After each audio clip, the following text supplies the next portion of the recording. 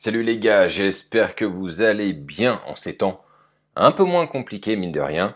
Et aujourd'hui le thème de la vidéo c'est est-ce que les boîtes de nuit seront amenées à disparaître? Juste avant de démarrer, n'oublie pas que tu peux télécharger gratuitement l'e-book que je vous ai mis à disposition qui s'appelle les 10 commandements d'un homme attirant, dans lesquels vous trouverez beaucoup de recettes qui vous permettront peut-être de mieux comprendre l'état d'esprit qu'il faut avoir pour être plus séduisant. Donc aujourd'hui, concernant les boîtes de nuit, c'est un peu une vidéo quelque part un peu coup de gueule les gars, je vous cache pas. Euh, ce qui m'ennuie toujours dans ce système, on va dire médiatique, c'est que on ne parle que des mêmes professionnels tout le temps. On a entendu parler des librairies pendant des semaines et des semaines du problème des librairies. On a entendu parler des bars, on a entendu parler des restaurants. Aujourd'hui, on entend parler des stations de ski, ce qui est compréhensible. Chacun a un business qui doit essayer de maintenir en vie. Mais le monde de la nuit et les boîtes de nuit, j'en entends quasiment plus parler. On en a entendu un tout petit peu au début du premier confinement, où on expliquait que ça allait être compliqué lors du déconfinement parce que pour les boîtes de nuit et les bars et certains bars aussi, pas tous, mais surtout du fait que eux, on leur donnait vraiment aucune tolérance. À un moment donné, les bars et les restaurants ont commencé à réouvrir. Mais concernant les boîtes de nuit, c'était toujours un lockdown pour eux. Et malheureusement, à la question est-ce que les boîtes de nuit seront amenées à disparaître, je vous cache pas que je ne vois pas un horizon dégagé concernant les boîtes de nuit. Je ne sais pas comment ces professionnels font pour tenir, pour tout vous dire, parce que dans quelques mois, dans très peu de mois, ça va faire quasiment un an qu'ils sont fermés, mais sans interruption. Je sais pas comment, même s'ils ont des aides de l'État, je peux comprendre, mais je sais pas comment ils vont faire pour maintenir leur activité à flot, puisque les loyers continuent de tomber, les crédits, etc. Et moi, je voudrais vraiment, c'est un peu un chant d'amour hein, je fais aujourd'hui avec vous concernant les boîtes de nuit, puisque je vous l'ai déjà dit plusieurs fois, j'adore ces endroits.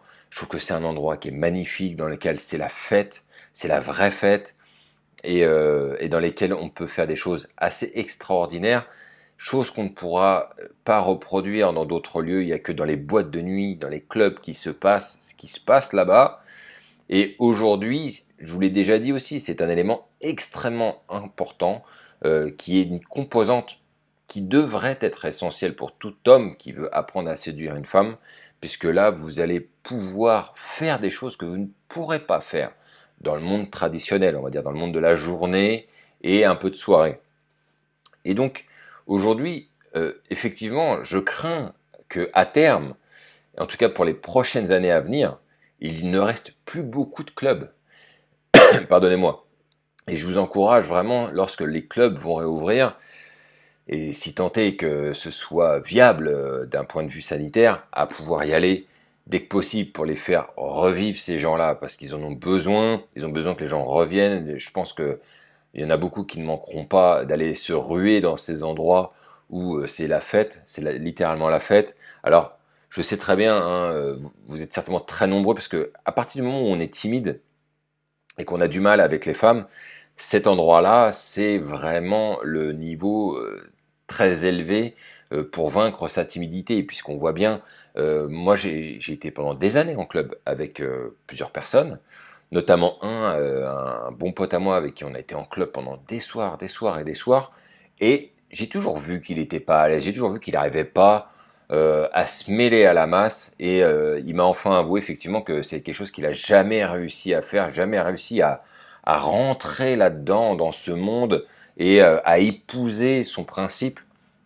Et ce qui est bien dommage, parce que du coup, ça t'oblige à te cantonner à un certain style de drague, alors que le monde de la nuit, si vraiment tu as compris l'apport que ça peut avoir, ça peut vraiment te propulser beaucoup plus haut. Et d'ailleurs, il y a un signe qui ne trompe pas, encore une fois, je sais que je crois en avoir déjà parlé lors d'une autre vidéo, il y a un signe qui ne trompe pas. Prenez tous les mecs qui enseignent la drague aux hommes, vous allez voir que c'est aller à 80-90% la street, ou alors les réseaux sociaux. En tout cas, ce gâteau il est partagé sur ces deux axes, et un peu moins en bar, et alors littéralement quasiment rien, on ne trouve quasiment rien concernant les clubs. Ce qui montre bien que tous ces mecs qui enseignent la drague sont eux aussi des anciens timides, un peu comme moi évidemment, mais qui n'en sont jamais totalement sortis. C'est ça le drame en fait, du principe d'enseigner la drague à des hommes, c'est que c'est complètement dingue de se dire que finalement, alors que tout le monde prône l'idée de devoir s'ouvrir aux autres, de pousser des portes, hein, de dépasser justement les lignes interdites, les lignes, sortir de sa zone de confort. À chaque fois, c'est toujours la même chose qu'on entend. Les gars, on sort de sa zone de confort. Bah, sortez de votre zone de confort, venez en club. Et on va voir si vous allez vraiment réussir à sortir de votre zone de confort. Et souvent, les gens n'y arrivent pas. Le club, c'est tellement quelque chose qui est exigeant dans son état d'esprit, dans ce que tu dois projeter aux autres, dans ce que tu dois être aussi à l'intérieur de toi, qui fait que si tu n'es pas en phase avec toi-même, tu vas en chier, tu vas ramer grave, parce que ça va se voir. Un mec qui n'est pas à l'aise en boîte de nuit, ça se voit tout de suite, hein. Ça se voit sur son visage. Moi, j'ai été plusieurs fois en club, et à chaque fois, je les vois tout de suite. C'est comme s'ils me sautaient au visage, et je suis sûr que je ne suis pas le seul. C'est certain que c'est valable pour toutes les nanas aussi, de voir un mec, on le voit bien, il n'est pas à l'aise, l'environnement lui fait des effets assez étranges. Je pense que c'est trop agressif pour beaucoup de gens, et c'est exactement, et c'est dommage. C'est dommage parce que monsieur et madame tout le monde vont en boîte de nuit. Il n'y a que ceux qui sont très très très timides, qui veulent aller plus loin et essayer de sortir de ce carcan pour pouvoir se mettre à la drague, qui n'y arrivent toujours pas lorsqu'ils vont en boîte de nuit, alors que ça devrait presque, pardonnez-moi de vous le dire, hein, les gars, mais ça devrait presque être le sujet numéro 1 à aller travailler. Faites de la nuit, faites de la soirée, lâchez-vous. On a un problème de lâcher prise. Beaucoup de mecs qui sont timides, la plupart ont du mal à se lâcher. Et c'est pas en allant draguer des nanas dans la rue que vous allez apprendre à vous lâcher et à lâcher prise. Vous allez devoir l'apprendre que dans un milieu qui l'oblige, hein, qui vous pousse absolument à le faire. Et si vous, c'est un peu comme si vous étiez poussé par une vague, mais que quoi qu'il arrivait, vous marchiez en sens contraire. Non, vous êtes obligé de vous faire pousser par la vague, les gars. Il n'y a pas d'autre solution. Épousez la vague. Nagez dans le sens de la vague. N'allez pas nager à contre-courant. Et je sais très bien qu'il y a beaucoup de mecs qui enseignent la drague, notamment les Américains. J'ai eu beaucoup de vidéos avec eux. Il me faut beaucoup rire d'ailleurs sur ce sujet parce que on en voit, les mecs expliquent comment aller en club, comment aller draguer des nanas en club, et tu les vois jamais danser, ils viennent parler. Mais il faut vraiment pas savoir ce que c'est que le club pour comprendre que ce genre de technique, ça marche quasiment pas. Ça dépend du club où vous allez. Si vous allez dans un club où le son pousse très très fort, la personne va quasiment rien comprendre ce que vous dites, même à 2 cm de son oreille. Et donc là, on rentre littéralement dans le schéma du langage non verbal. Donc c'est l'attitude, c'est ce que vous projetez, et c'est ça qui est extrêmement intéressant. Moi j'ai vu beaucoup d'Américains discuter avec des nanas en club, mais on les entend mais clairs comme de l'eau de roche, on n'a pas du tout le sentiment que c'est un club.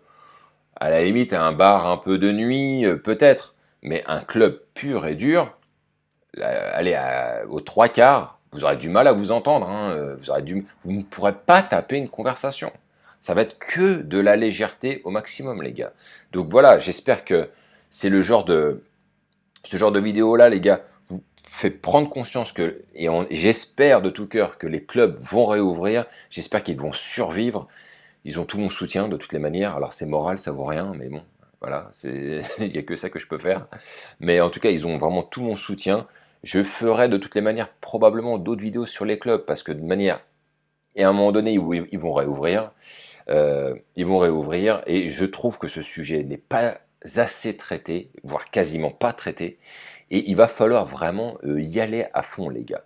Donc je suis désolé, moi-même j'ai peut-être un peu trop poussé sur la drague de rue, sur les rencontres dans la vie de tous les jours, ce qui est important, ce qui est les 3/4 du temps, on va dire même 90% du temps que l'on peut avoir dans une journée, c'est de vivre dans le monde de la journée, même s'il fait nuit tôt, hein, ça n'a pas de rapport, mais vous avez compris de quoi je parle. Mais le monde de la nuit, ça va vraiment vous donner un gros coup de boost. Moi, en tout cas, je l'ai vraiment littéralement senti pendant un temps. J'étais probablement comme vous, je me sentais pas très bien dans ce monde-là, je savais pas trop comment me débrouiller, je savais pas trop comment agir, mais il y a un moment donné où j'ai appris à l'aimer, j'ai appris à kiffer, j'ai passé de très très bons moments, j'ai des souvenirs inoubliables, et j'espère que vous pourrez aussi avoir ce type de souvenirs. Et de toutes les manières, on en reparlera, hein, vous le savez, restez branchés à cette chaîne. N'oubliez pas de liker comme certains le font toujours, et je les remercie vraiment, vraiment très sympa les gars, de soutenir cette chaîne, comme il y en a, ils ont dit. Il y en a un qui m'a dit l'autre fois, je ne me rappelle plus de son prénom, tu m'excuseras. Il n'y a pas beaucoup de gens qui regardent, c'est alors que tu connais le sujet. Je connais mon sujet, ça c'est clair et net, mais effectivement, bah, les vues ne viennent pas, alors peut-être que je fais quelque chose de mal, bon, on verra bien.